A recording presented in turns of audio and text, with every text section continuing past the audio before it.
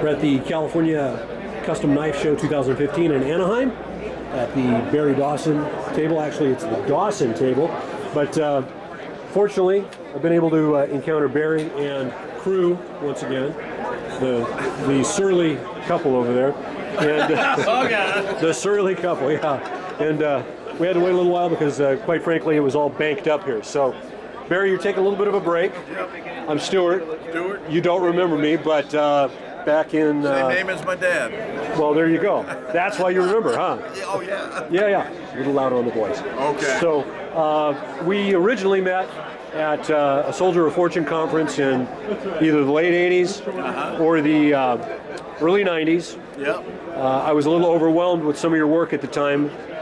There were a lot of guys that were highly interested in it because of where a lot of folks were going, but you had brought a large Asian flavor to the U.S. Fighting personal protection was just becoming popular back then, and my brother saw the need. He says, we need to go, because we were doing art knives before that. Yeah. And so what's a whole hog into the tacticals. We didn't call them tacticals back then, we called them field and fighting knives. And then we had to kind of call them tacticals, a more generic term. But it was just the direction that we saw the knife business was going, because people wanted knives they could use if they needed, and there was a need for specialty knives. Right. Which we feel in specialty carry systems, which we feel then and still feel today. We did with law enforcement, military, all over the world today. You started getting a large allotment of orders from guys in the military and law enforcement at that time. We still do. We get not just from U.S. soldiers, but from military overseas, Italian, Swiss, and because apparently certain types of knives and swords are very hard to get overseas. But quality stuff is very hard. We feel everything that somebody wants. All you got to do is tell us, and we'll do it. Okay. Yeah. So just a little better volume because of the background. So. Now, Barry, getting back to the original, your origins, when you got started, when do you first remember making your first knife? Oh, well, we made our first knives back home in Orlando at my folks' place a long time ago, but we never thought about making it as a living. My brother was in real estate. I was built homes, electrical and plumbing, and one day he comes home and he says, let's build knives, because it was so burned out on real estate. So let's build knives. And I said, well, you can't make a living building knives. Right. But anyway, when my brother wants to do something, we do it. We just go whole hog in it. We treat it like a business. He's out of the knife business for probably 20 years now. 20 years now? Yeah, or 15. It's hard to remember. But do you remember about what era that was? What year that might have been? Well, it was the early 80s, maybe 78 when we first started. Okay. And we actually started making them for ourselves back in 72, 73, and then we really got serious 78 to 80, and we just kept at it until we got decent tools. At first we made art knives, that's what was going on. Right. When we first started making the tacticals, a lot of people at the knife shows were offended by that. Because, knife makers, not customers. We would sell 20 or 30 knives at a show as opposed to like 4 or 5 art knives. Right. And we started getting a big customer base simply because we had something that nobody else was making at the time. Now, was this maybe like mid-80s? Mid-80s was 82, 83, 4, that range. Yeah, mid-80s. Okay. Lower mid-80s. But we kept on doing it. Soldier of Fortune show at the Sands Hotel. I'm not sure what date that was, but that was kind of a late 80s, early 90s. That's when I met you, right? For the first time, and again was just amazed at what you were doing, the transition you were doing. This is just a personal opinion, right. But what I seemed to notice was you were doing a transition from you were blending art knives and you were blending art designs into what a lot of people now refer to as tactical. Yeah, and I don't even like the tactical term. I use the term tactical Tony all the time. Yeah. Guys that like to carry stuff that don't really use it, but or they get really loaded up with a lot of stuff that and that's okay because those guys they love their equipment, they love their gear, and so I don't have a problem with it. But that's when it really seemed to be taking off, or at least from my observation. But you did that blending of the art and even again we look at the table. you know, you've got you still do a plethora of art knives. Yeah. They're artistic tactical tools.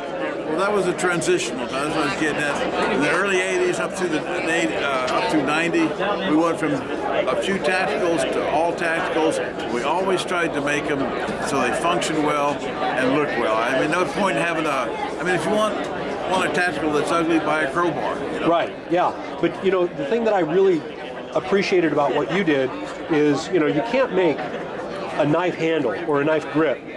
You can't make a one-size-fits-all. No, you cannot. But you did a variation of styles. In other words, I don't think you made knives just for yourself.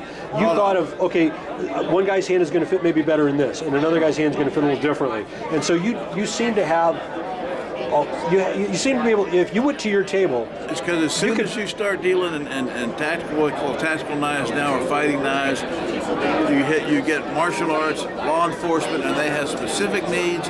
There are big guys, little guys, and you have to develop and be able to do styles and handles on blade size that fits the individual. Right, exactly. And you were doing that so well, because I can remember going to your table, and I think I went 2 or 3 years in a row when we were doing Soldier of Fortune.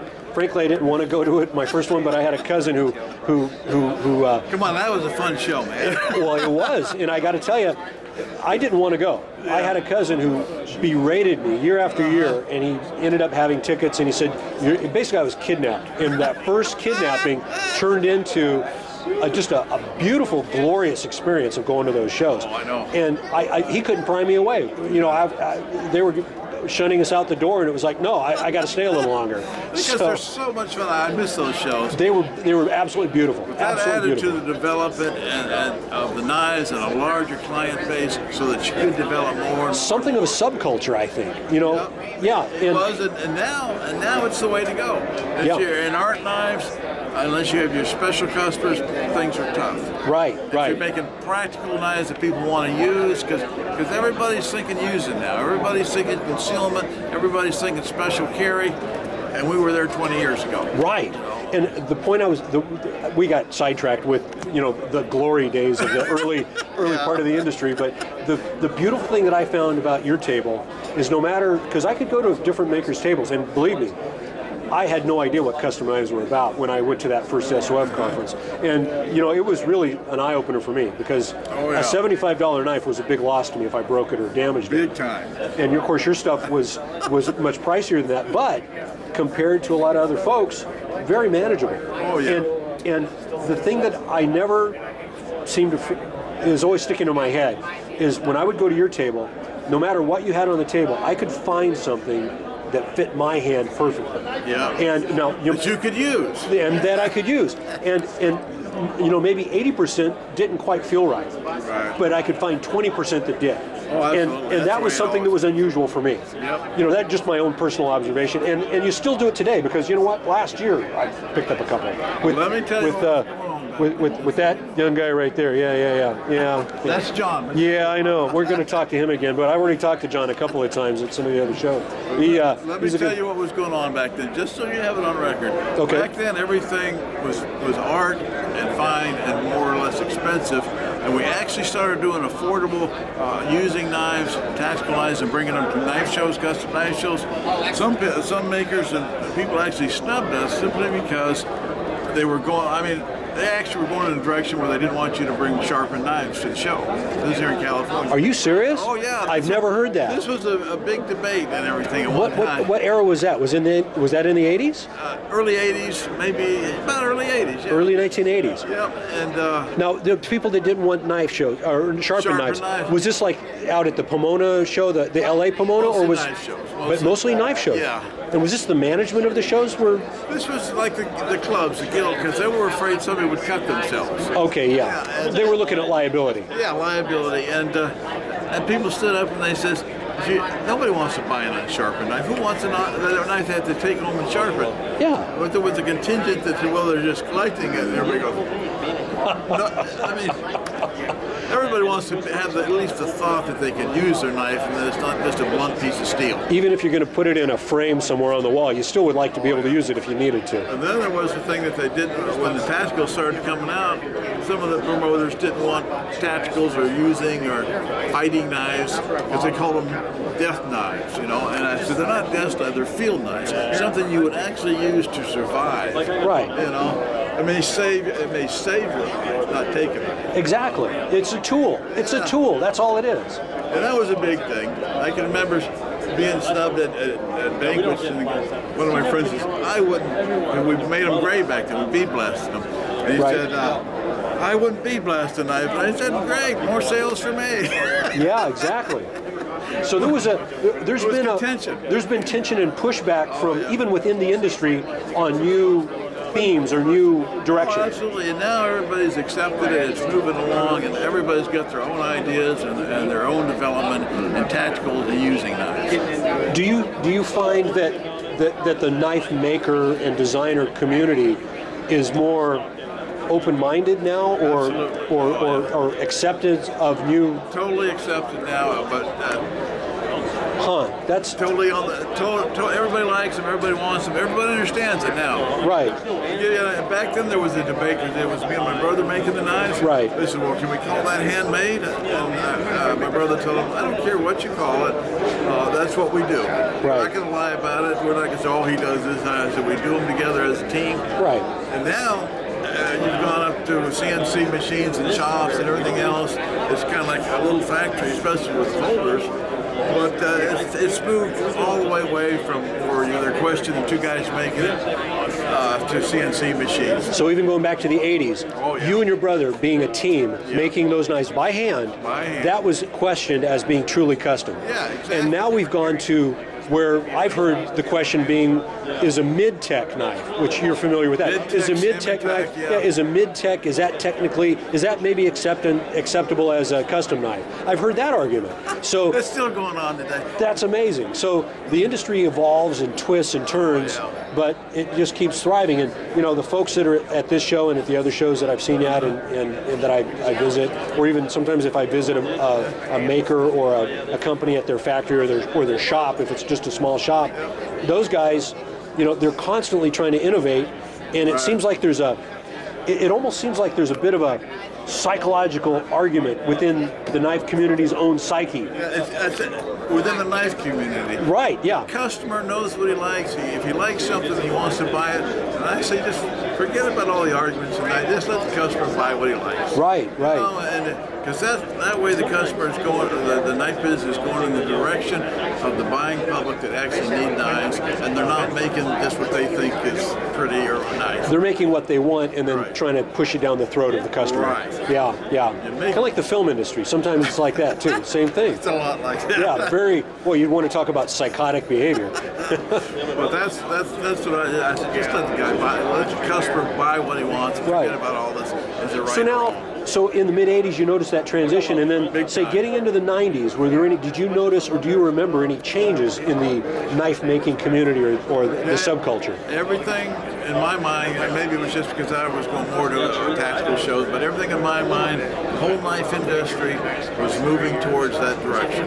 The guys that used to scoff at tactical knives, fighting knives, they would put a couple of tacticals in the corner of their table like they were ashamed of them, and so they gradually were moving them to the center. In fact, I remember one guy in particular, I don't remember his name, but I made fun of him because he was one of the guys that got so upset when I started making things. I said, they had 4 little tactical knives in the corner of his table over there and behind all his art knives and stuff. And I came by and he said, well, I started out with 6. And I said, oh, you sold 2. I said, yeah. I said, good, how many of your pretty knives have you sold? He said, well, I sold 2 of those too. And I said, but if you would have had 20 tacticals, because we had a lot of pretty stuff, and only 6 of them. Right. I said, if you would have had 20 tacticals, the percentage would have been the same or better on the tacticals. And he goes, the next year he had like 30 of them. Really? So he learned real quick. Yeah, he thought about it. But that was the direction. It took about 10 years, and pretty soon it was all flowing towards practical using knives. Even the fixed blades and the custom folders. The folders are pretty, but they're made for certain. They're made open in one hand. They're made to be rugged and look nice at the same time. And different locking devices or techniques, and there's a whole, people could go on for hours and hours about that too. But it really boils down to customer preference. It really, if you got customers that like it and you got enough of them that keep buying it, that's the direction the knife makers are going to go. And now we come back to you. No matter how stubborn they are. Exactly, yeah. And then we come back to you. You've got that full.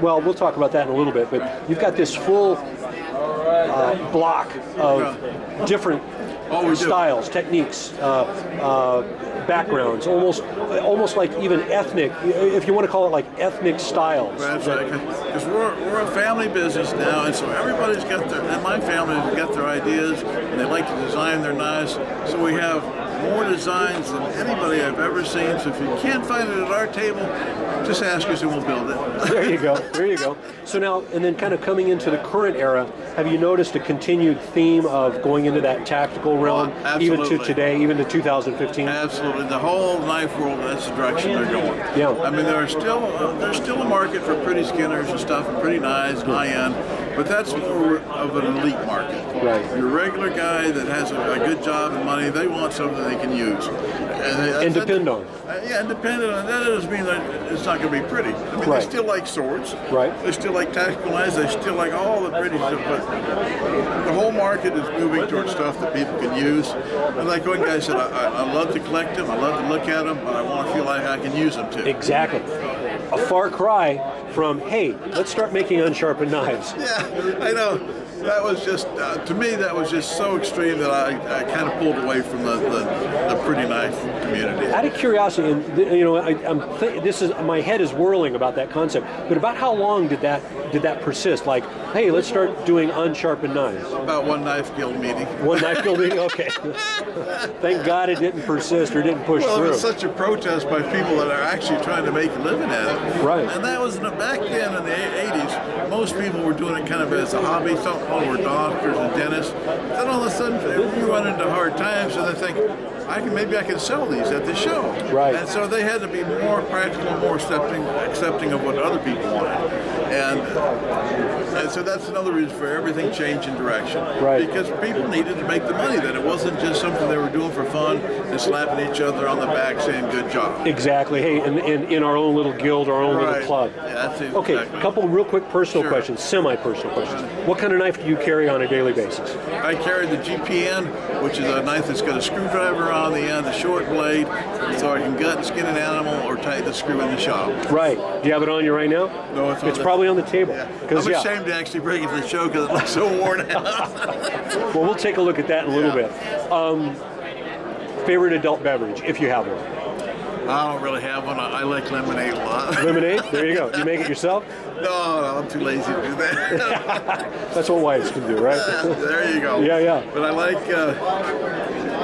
like a good beer once in a while. I like coffee in the morning and lemonade when I'm hot. You like strong coffee or kind of more like very strong coffee? Very strong, like an espresso. Maybe not. Starbucks. Okay, there you go. Yeah, nothing like a corporate plug, huh? Good deal. Okay, well, very good, outstanding, and everything's going well for you. I missed you a few knife shows ago because you weren't available. You weren't able to make it, but you're doing well. Oh yeah, doing well. And I just cut back on the knife shows so I can make more knives. Well, your nephews are doing a hell of a job. They're great guys. You couldn't ask for better nephews. Yeah, you really couldn't. Well, listen. Maybe sometime I'll talk to you over the phone. We might do an addendum interview. But we're going to do a little follow-up here. I'm going to let you jump up at the table. Stuart, it was an absolute pleasure, brother. Take care.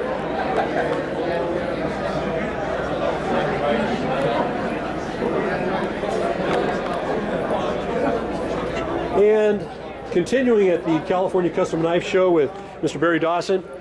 Barry, again, outstanding earlier interview about the history stuff. I was completely blown away by stuff that this guy doesn't even know about yet until I talk to him. He's a young guy. Well, what are you going to do? What are you going to do? But so I I'm really interested because when I talked to John a few years ago, he explained to me some of the branding, some of the modifications of the branding, and the development and the moving forward of the company. Absolutely, Stuart. So this is a family business. Now, me and my brother started it, of course, but being a family business, now we have 3 different families involved, and then we got 3 generations involved. That's the G3 that you see on the blade there. That means 3rd generation. Right. That's because my nephews and John's children. Well, and actually, John and I discussed this in a previous interview. Right. Yeah, yeah. Then you got the select versions. That's just special pieces that are done in Damascus. Okay, so select would basically directly be defined as Damascus blades. Damascus blades. Yep. And then we have a few special. Would it be fair to say that if you have a regular non-Damascus blade and it says Dawson Select, then it's probably not a real Dawson. Yeah. Well, or we messed up. Or you messed up. It's probably not a real Dawson. We're pretty good on that. Yeah. Very good. And so the next part of the branding process is Dawson Tactical. Okay. So what you're getting out of the Dawson Tactical, you're getting all your field and heavy use knives.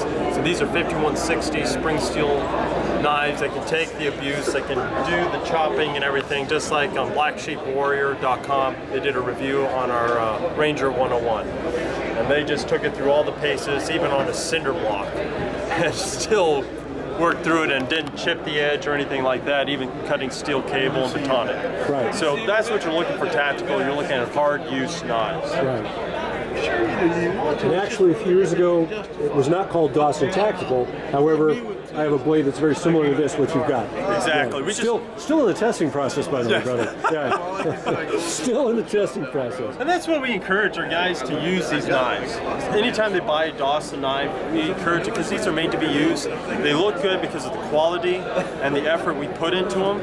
But every single knife on this table, we encourage, even on our select models, to be used. Then your paper makes beautiful stuff. Yeah. And that is really the bottom line when it comes to tools that are knives or edged tools. So we've got Dawson. Barry still is making occasionally. Occasionally. We've got Dawson Select. Dawson Select. That's going to be our Damascus line. Yes. Notice how I'm saying, I couldn't help it, I'm saying our, so apparently I must be part of the family now. Sorry about that. We know you so well, yes. I would let you in. Yeah, there you go, there you go. As long as you buy me breakfast, right? Yeah. Okay. Or maybe I buy you, who knows. So Dawson Select is the Damascus line. Yes. Dawson Tactical. That's our field and fighters. Field and fighters. Survival.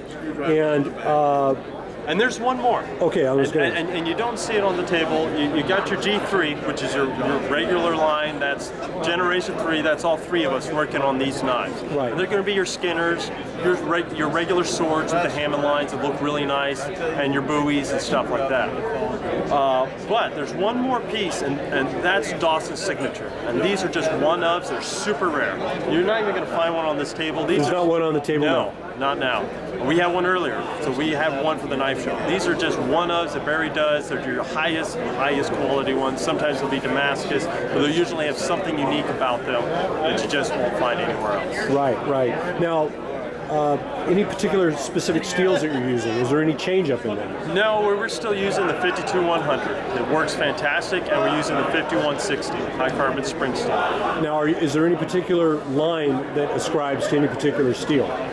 The 5160 is definitely going to be in your tactical line. So your Dawson Tacticals are all going to be 5160. There's no 52-100. Your G3 will be 52-100 and 5160. So on the smaller ones are going to be the 52-100, and the swords are going to be 5160 because we like their toughness and their edge holding capabilities on that. Okay. And then in the Damascus line, out of curiosity, are you guys making your own Damascus, or are you? No, we actually get it from Brad Weiss. He does an excellent job, and he uses the steels we use. So who was that again? Brad Weiss. Brad Weiss. Yes, okay. And he's out of Alabama. Okay. Fantastic guy. We've known him for many, many years.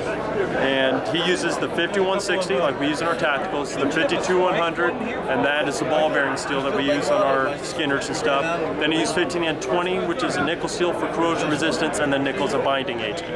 and then we clear Cerakote our select models, so you don't have to worry about rust or anything Right. else. Yeah, and you've got like Cerakote on. Yeah, and then we use the bake on all our models. Okay, very good. Okay, John. Well, listen, brother, you have a good, safe trip home. I hope you get that breakfast finally, since it's afternoon. Thank you. and we will be. There you go. That's commitment. See, Barry, that's commitment. That's the nephew giving commitment. Okay, brother. You guys have a good, safe trip, and we'll be talking soon. Okay, Barry. Take care, my friend. It's good to see you again. Still good to see that you're getting around. Oh, thank you. And It's good to be getting I'm sure around. you're happier than I am.